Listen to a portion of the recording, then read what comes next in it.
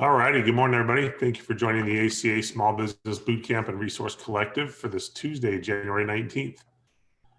We are excited to get started today. We want to first introductions. I'm Robert Theobald, Small Business Ombudsman and Vice President of Small Business Services at the Arizona Commerce Authority. We want to first start by thanking all of our community partners. We could not do these bootcamp sessions without their help and support. They've all been great, and we appreciate the time and effort they've spent to help support the bootcamp.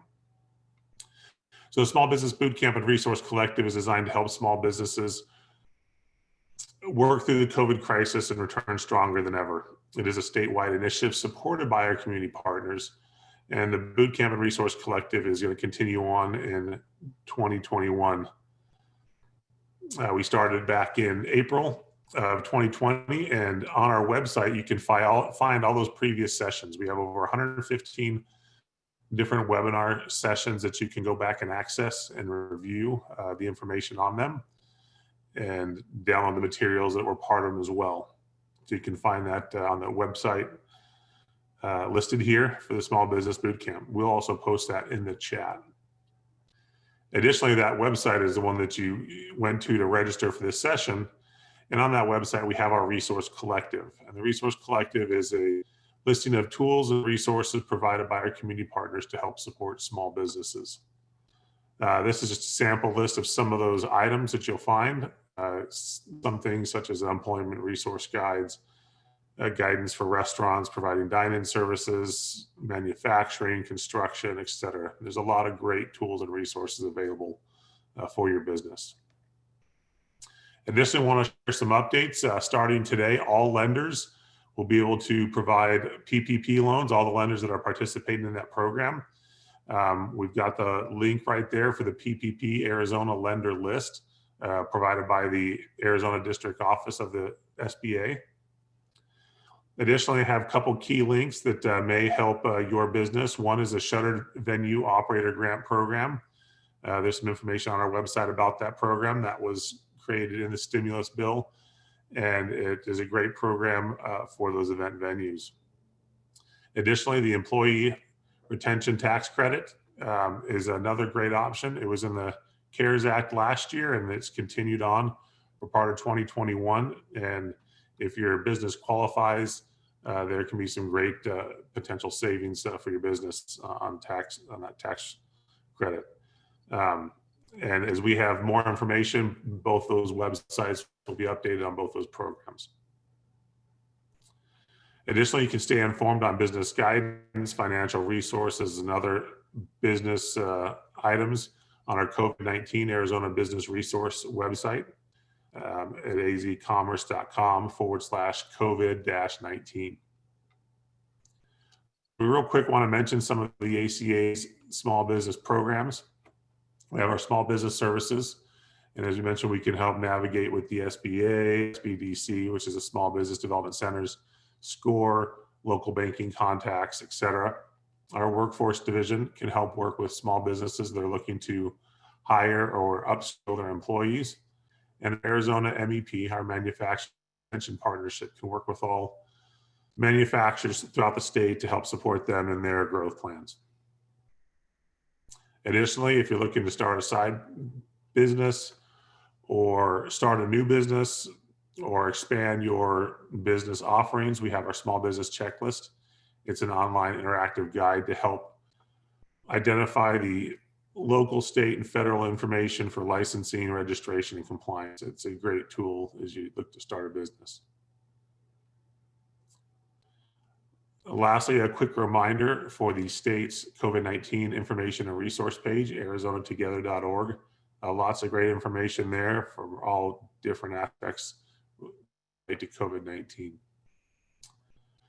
This week we have 3 great sessions. We have Bringing Your Brand to Life with the Blaze experts, and we'll get into that shortly. And then tomorrow we have a special session at 9 a.m. on the Paycheck Protection Program.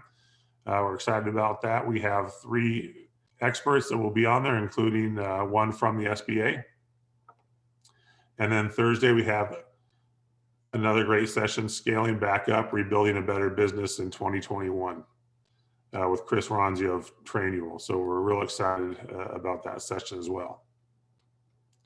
So today's speaker is Jeffrey Lynn Campbell, founder of Blaze Experts. It's a branding agency. She's been with us before.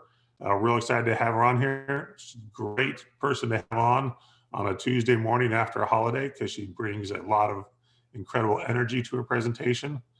So I'm going to go ahead and stop sharing and turn the time over to Jeffrey Lynn. I will ask everyone, she will ask for questions. Please use the Q&A option instead of the chat for your questions, and we will answer those throughout the presentation, and then also if we have Q&A time at the end.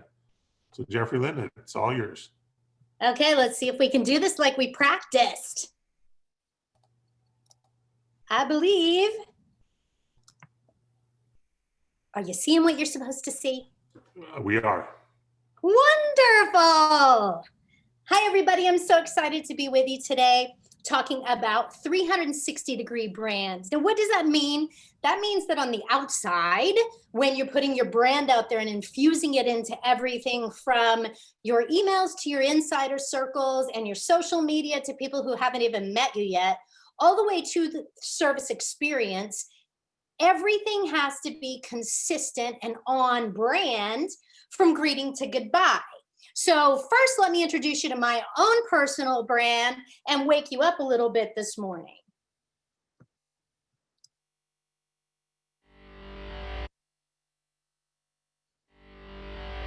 Performing since the age of 5, Jeffrey is no stranger to the stage. She loves being the center of attention, as it gives her the opportunity to share what she has learned with those that can benefit.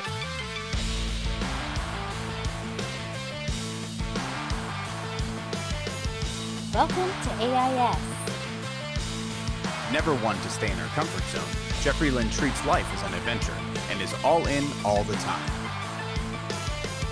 From Maine to Oklahoma, to the Philippines to Arizona, she has adopted every community as her own and fosters close connections everywhere. Jeffrey says Halloween is just another way to perform, or to be exactly who you want to be, when you want, without judgment, without caring what others think. That's the one thing that makes Halloween so great. If everyone could be genuine, without fear of criticism every day, just imagine how amazing this world would be. Jeffrey founded Blaze Experts to help independent businesses create brands based upon their leadership values. Like attracts like, and authenticity resonates. So Blaze burns away the outer layers to reveal the true, sustaining brand beneath. From one end of the journey to now, this is Jeffrey Lynn.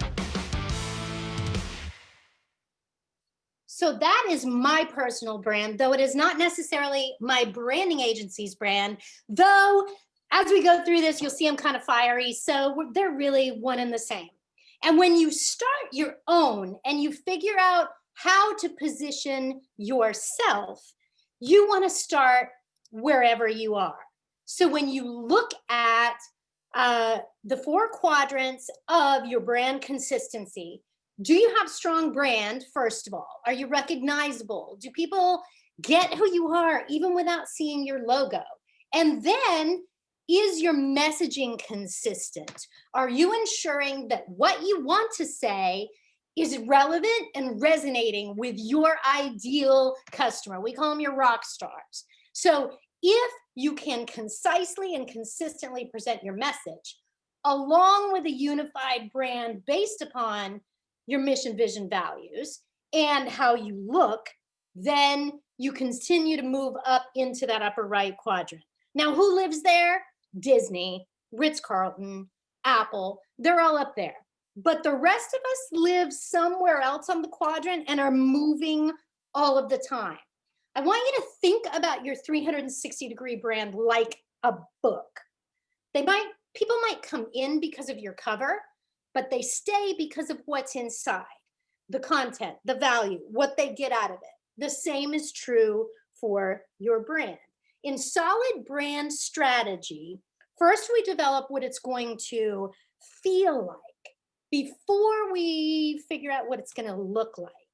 And if you're going through the back door and saying, ooh, I like this typeset, I like this font, I like these kind of logos, I like this color, that's what I want, then you're probably missing a great deal that can help you with that consistency messaging by building out your architecture first. And we want to ensure our culture reflects internally with our team and with our customers exactly how we want everyone to feel when they do business with us. I'm sure you have seen this quote before from Maya Angelou. I have learned people will forget what you said, people will forget what you did, but people will never forget how you made them feel. And isn't it what you say and what you do and what you deliver that makes people feel a certain way? Of course it is. The things you say and do represent your brand on the inside as much as they attract your ideal customer in the first place. We're not saying you have to meet Ritz-Carlton standards or do the Forbes checklist, but it has to match and exceed the expectation of your customers every single time, all the time, with every interaction. You don't want somebody expecting Louis Vuitton and getting Jake from State Farm. If they expect Louis Vuitton, that's what they should get all the way through. Versus the khakis of Jake at State Farm, you know the experience you should expect. And so we always just want to deliver a little bit above that or more. So how do you make that happen? You start with the 5 senses. Now, I'm not talking literal 5 senses. If you have a restaurant, then of course you're going to have the smell and the taste as part of it, literally. But there are many other figurative uses and ways to say that as you're going through your checklist. And you want to be thinking about what you want your customers to experience, not necessarily what they currently do experience. And a lot of times it helps to juxtapose those two things. What do people see right now when they walk into my storefront, or they meet me for the first time, or they follow my business on social media? What do they see now, but what do we want them to see? And what does it sound like when we've delivered work really well? Does it sound like a stadium full of applause or a quiet, hushed, solemn reverence? You want to be thinking specifically about those pieces. What does it smell like? If it's conceptual, I want it to smell like an ocean breeze, that kind of thing.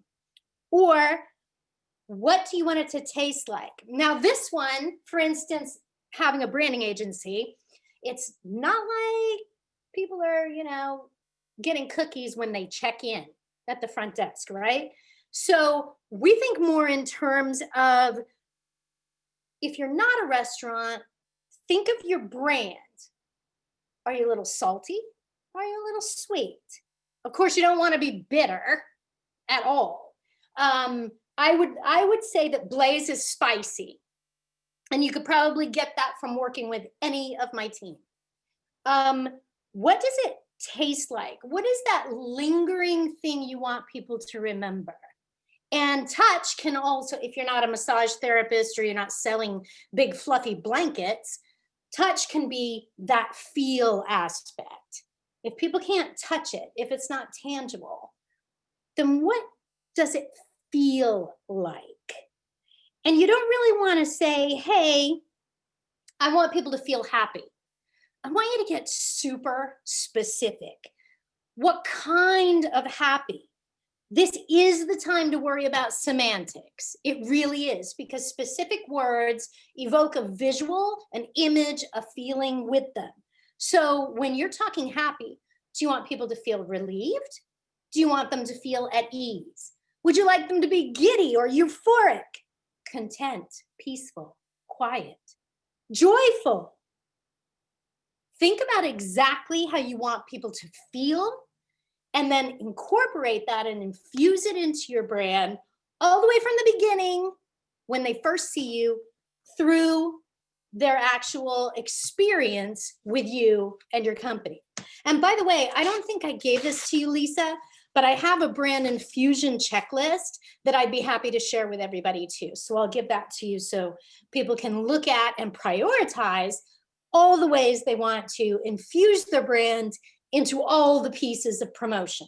That sounds great. We'll post it on our website as well. Awesome. I'll shoot it to you right after this. Thank you. So what is brand for? You get a lot of conversation and things happening around promotion, marketing, social media, content marketing, all of those things. But the 4 I's of marketing begin with your brand. So what are they? Well, establishing your image, first of all. Image casts your net so that you can increase your area of influence. Your potential audience may not even know you yet.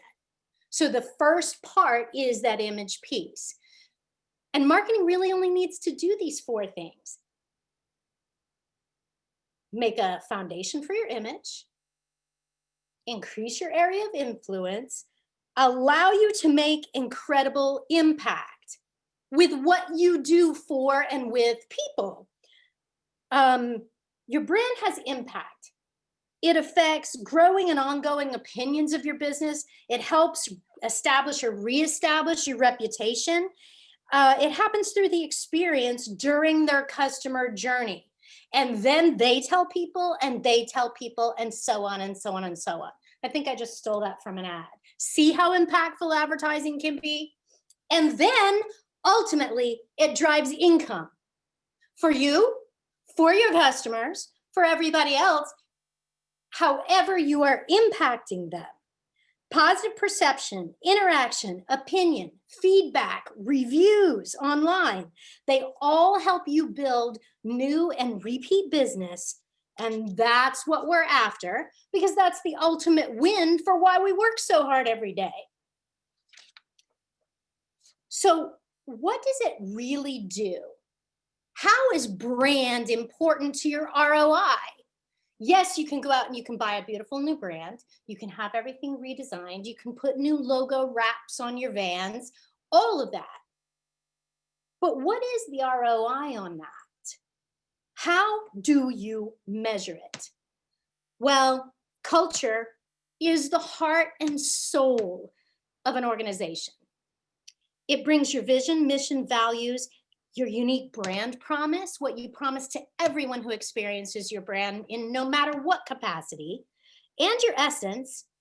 It brings it all to life through a choreographed service experience. It is operational integration. How many times do you see somebody put all of this money into a physical plant and signs and equipment and everything and put your business all together, but fail to invest in the culture of the organization, how their team will treat people, and infuse your brand into every interaction that happens with your customers? It really is an important piece that is often overlooked. An easy way to start, and this is in the worksheets that that Lisa is posting on the site. Figure out first what you want to be known for, because however your target market is perceiving you is reality. It's not what you think they think, it's what they really think. So you want to make sure you're always influencing what they think. The easy way to do that is figure out your yes words and your no words. I want to be known for innovation. I want to be known for thought leadership. I want to be known for creativity.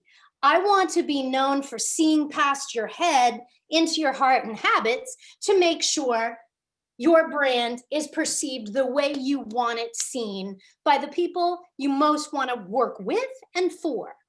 If you can go through and look at what are the things you want to be known for, is it ideation? Is it reliability? Is it service after the sale? Is it energy and personality? Is it your expertise and core genius? Or is it something your team does faster, better, more than anybody else? If you can figure out all of those things that you want to support, it's sometimes easier to start with the no words and say, I do not want to be seen as luxury, or I do not want to be seen as transactional, or I do not want to be seen as just a service provider.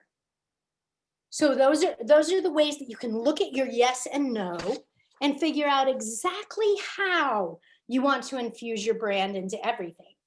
Then we look at the 7 signature touch points that help you do that. The first one, what? I'm a branding firm. Of course, I'm going to say it's brand. Everything from your signage to your social media, your menu, your decor, your collateral materials, your email signatures and business cards and pitch decks, and your uniform and dress code if you have a team. All of those pieces go into elevate and create the how it makes me feel consistency throughout your brand. Secondly, how do you greet people the first time they meet you? A lot of times you walk into a hotel and they say, ladies and gentlemen, welcome. They have a pat way they want to answer. We have found that if you can say, hey, this is how we want people to feel, then you and your team can all do it their own way, injecting their own personality with guidelines. We have more freedom to include our team into the work we do to say, hey, if this is a brand pillar, if we want everyone to feel welcomed all the time, how can you do that in your job?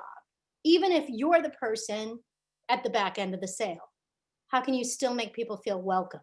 And if each person and each position has a chance to give you that input, then they get buy-in and they are more likely to exhibit it every single time in every transaction. When you look at the arrival in the meeting, go beyond just being on time. What is it? If you're not early, you're late. That's one of the things that we do here at Blaze. But go beyond being on time. What makes you stand apart? Do you bring a little gift with you? Are you a hugger? Are you known for that? Well, I guess not right now because, well, the pandemic. But all of those different things, if you're offering that warm chocolate chip cookie, you're giving a free gift, what is the warm fuzzy that happens at that arrival and meeting or at the end of that meeting even that leaves a lasting impression? And then your pillars, the foundation of your brand. Some people call these cornerstones. Some call them the foundation of the brand, that kind of thing. These are not your values, but they are closely aligned with that to bring your brand to life. They are your litmus test. You run everything by it. You have your team members run everything by it because they have checklists already for how to do their job. But this is a litmus test on how we move beyond transaction to experience. If you think about, so if your pillars were colorful, eclectic, and multicultural, for instance, or local storytelling, then how can you exhibit that? Maybe the restaurant, if it's local and storytelling, everybody your servers always come up to the table, talk about how your food is locally sourced and how the name of the restaurant came to be, because that's part of telling the story.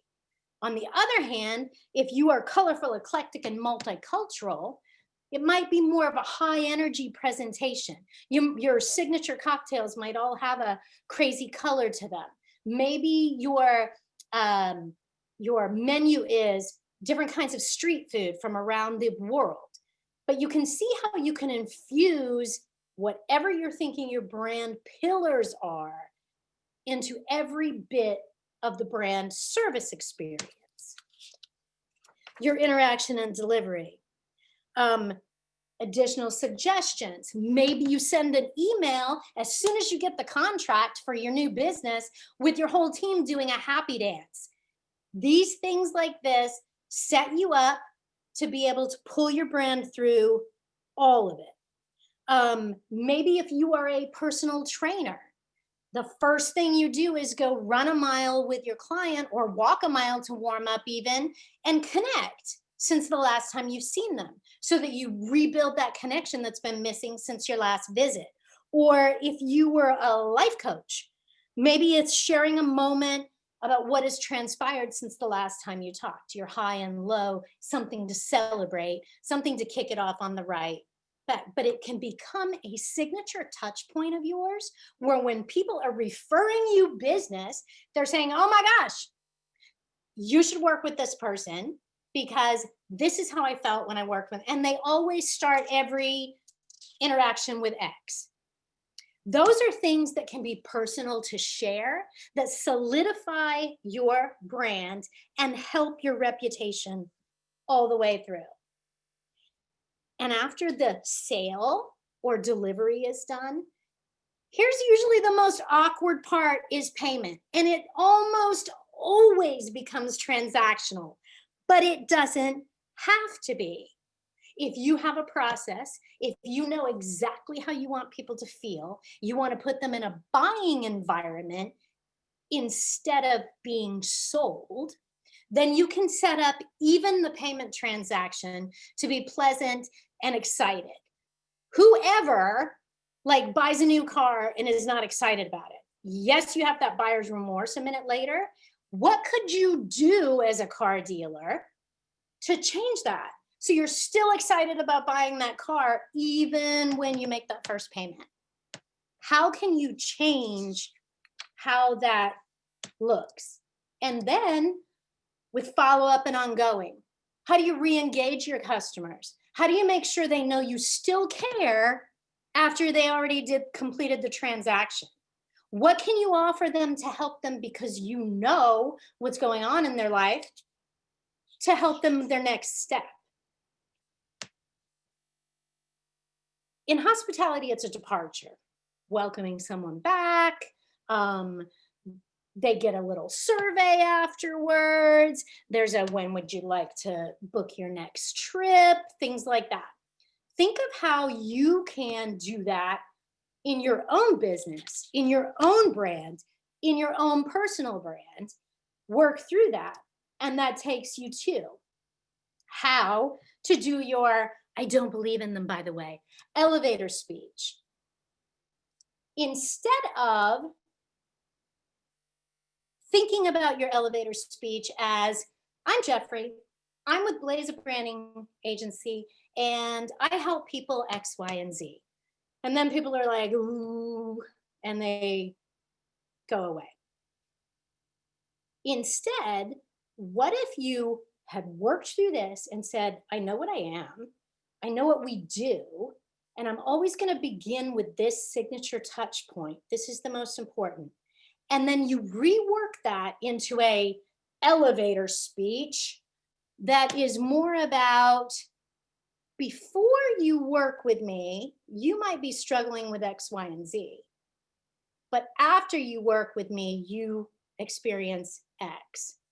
And that is the premise of your signature touch points. Because depending on the group, depending on who you're talking to, depending on who you're meeting for the first time, if you know your brand, know your pillars, and know your service experience inside and out, it becomes second nature to change up your 30-second commercial or your elevator speech on the fly, depending on your target market. And that's who it needs to resonate with. So that's what you most want to think about as you do that.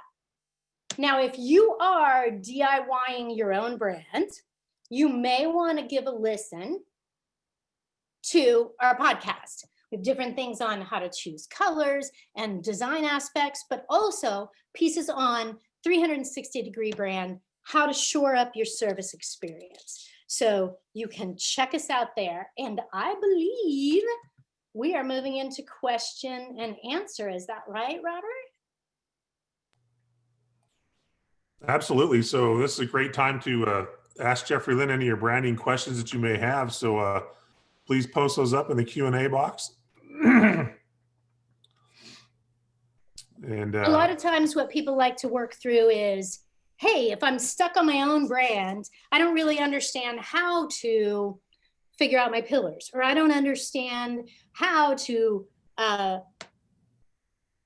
infuse my brand into every signature touch point, or a greeting, or a goodbye, or transaction. And we can even talk through that based upon your own business. while we're waiting for some folks to enter in their questions about it, what are some of the typical branding changes you've seen that have come from COVID-19 and businesses kind of repositioning themselves? I've seen a lot of pivots in their mission, like what they're doing and how they're offering the work. That has been, and there've been a lot of switches into infusing the brand into the online aspects. People needing pitch decks, people needing backgrounds, things like that. So it's been a lot of infusion into brand into the online space, which has also become pretty noisy, right? But the other things people have done have completely shifted away from who they were when they started 20, 30 years ago. So whether it's a salon that had 10 locations, then, or a nonprofit that we just repositioned in downtown Oklahoma City, downtown Arizona. Okay, the salon was in Oklahoma City. Downtown Phoenix, ICM Food and Clothing Bank became Nourish Phoenix, because during the pandemic, instead of just being a food and toiletry clothing pantry, they started offering services on how to create a new career, how to get help with SNAP and other services. They partnered with other agencies. So it became much bigger than just a food and clothing bank. So their brand had to reflect that. And we moved to Nourish Phoenix because they were nourishing the people they served in so many more ways. Excellent. So we have a question in here from Nathaniel. It says, should I have a different brand for everything I do as well as a personal brand, like an umbrella brand, as well as a sub brand and a personal brand? Thank you. Great question. Oh my gosh. Yes, this is a great question. And the short answer is it depends. More often than not, we would want you to have an umbrella brand, because your brand should sustain you for 10 years or more with minor adjustments, little evolution. Your vision, your values, your pillars would stay the same no matter what other product you are putting out there. Now that's where it gets fun, because you can get creative underneath that umbrella brand. If you're using your litmus test and you're saying it still needs to feel like this, people still need to perceive it this way, and here's the little extra that goes with this product or service, then you can get a little creative and promote that product or service underneath your umbrella brand without diluting it at all. But it takes real strategic thought on the front end with brand architecture, so that you're working through your what, why, how, when, where, but you're also developing all of those messaging pieces for consistency so that your language is the same and they can still tell who you are as a parent company, even if they're only experiencing your product or service. Excellent. So question I have is, social media is important for everybody's personal brands and a lot of businesses' professional brands. What will be some do's and don'ts when talking about your brand and social media? So something I get asked a lot that is along those lines, Robert, is, well, I have a personal brand, but then I have my business brand, and they're completely separate. So I have different social media channels for each, and this and that. So to answer your question, what it kind of boils down to is your vision and values as the leadership of your company, and even a leadership group. If you have a leadership group of partners or even a board, that kind of thing. If you are all aligned behind that mission, vision, and values, then everything else falls into place because they're not separate.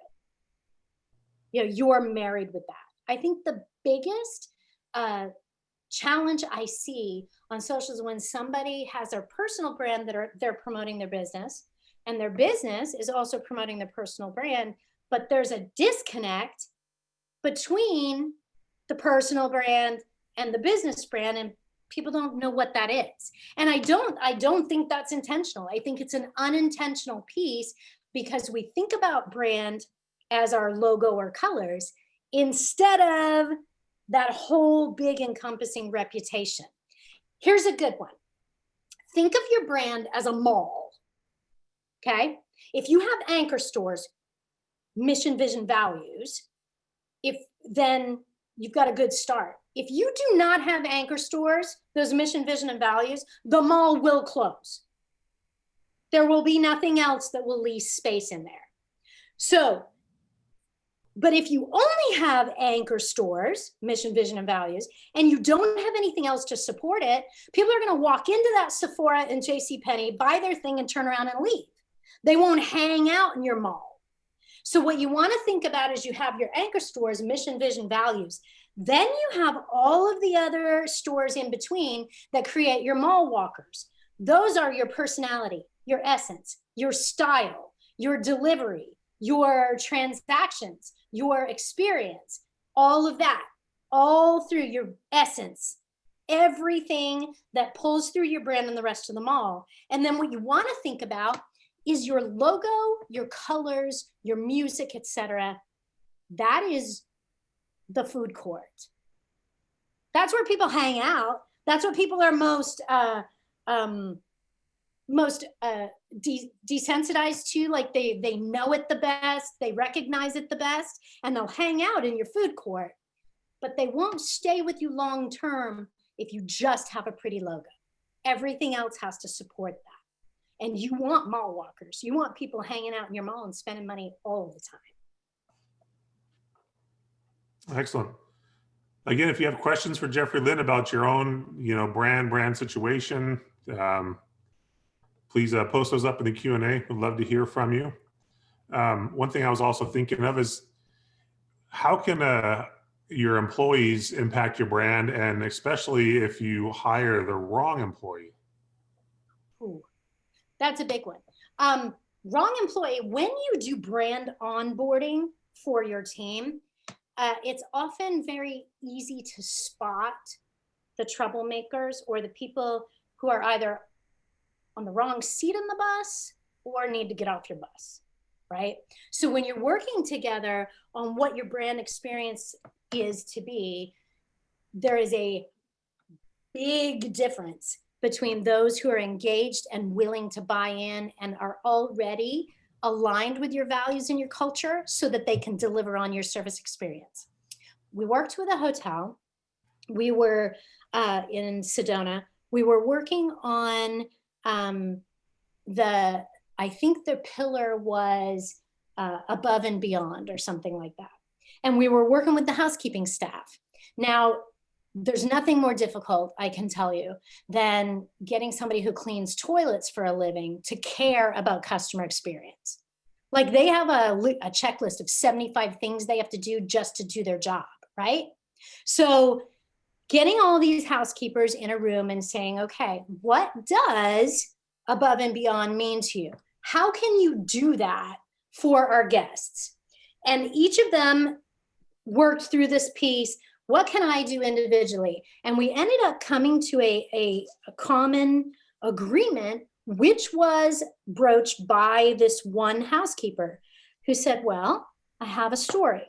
This guy came back from a hike. His hiking boots were crazy muddy, gross, like sitting there right on the carpet in his room when I went to clean it up. And so I took the boots, I took them down, I had them cleaned and brushed and put all nice. I brought them back and set them back in his closet on a mat so that they're all ready for him for his next hike. Now, did that cost that company very much money? Absolutely not. Was that an above and beyond experience? Absolutely. If you went out and got your boots all muddy and you came in and you're like, everything's cleaned up, like, holy cow. You would be talking about that place forever. And what kind of tip would you leave that housekeeper? But that's a perfect example of somebody who is all in, helping bring your brand to life. Conversely, there are other people in those sessions that will sit back and go, why does it matter? I don't care. And if they don't care, and one of your values or pillars is caring about people, then obviously they're on the wrong bus. But if it comes down to, I care about giving an experience, but I would sure like to greet people when they get here instead of cleaning their toilet, well, then maybe they're just on the wrong seat. They need to be moved to a new seat to be able to pull through your brand experience the way you want. Excellent. Thank you for responding to that. Looks like we don't have any other questions. Slow news day. Oh, here we have one pop in. All right. It says, I make logos and find the hardest part is getting people to understand the stuff you are teaching. How do you have a quick pitch that explains the need? Good question. I think, how often do we hear from website to logo or whatever? Can you just make a quick change to that website, that page real quick? Can you just take this logo and like change the colors and make it square instead of round? My answer for you is, if you get them to back all the way up to that mission, vision, values, the anchors in the mall, and it is a logo or a design that is not exhibiting those values or pillars or service experience, then that makes the conversation super easy. Look, it's not about what you like. Yes, I want your opinion. Yes, I want it to feel good to you, but we've already done the work, so I know that your heart, head, and habits are in this. But it needs to resonate with your target market.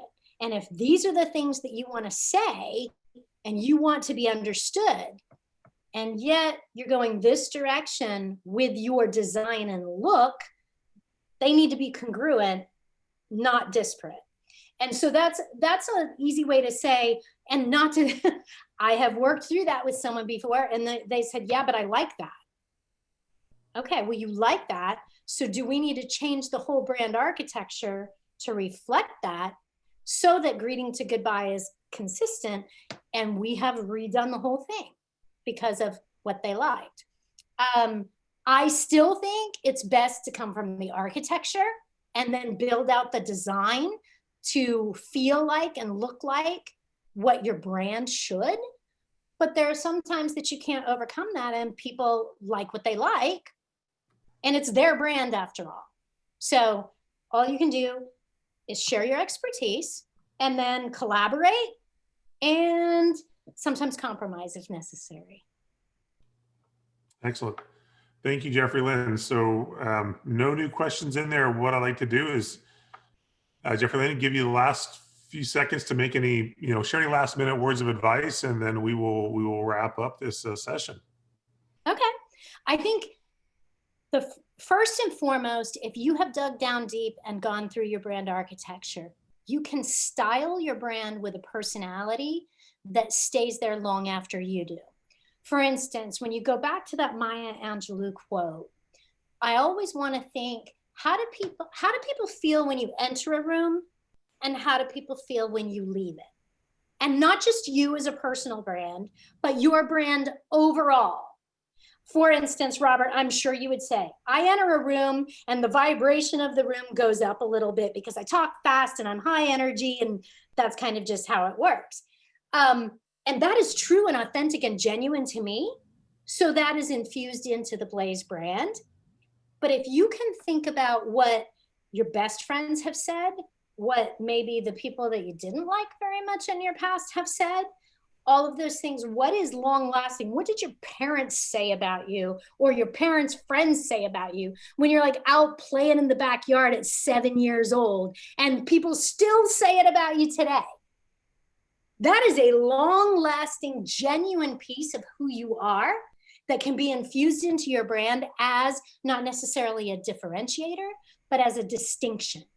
So if you are looking at how do you make people feel when you enter the room, and how do people feel when you leave it, then you can orchestrate that service experience when you are together with that person to create the longevity from greeting through that transaction to goodbye, so that what they say about you later, your brand reputation, is exactly what you intended on the front end. I think that's the most important piece. Excellent. Thank you. And that was a great way to wrap this session up. We appreciate everybody attending. We appreciate Jeffrey Lynn and her expertise on branding and sharing that with us today. Just a reminder, tomorrow's session, 9 a.m. is a PPP session and updates with our experts. So please join us. You can register on our bootcamp website for that. Until then, everybody have a great day, and we will see you tomorrow. Thank you.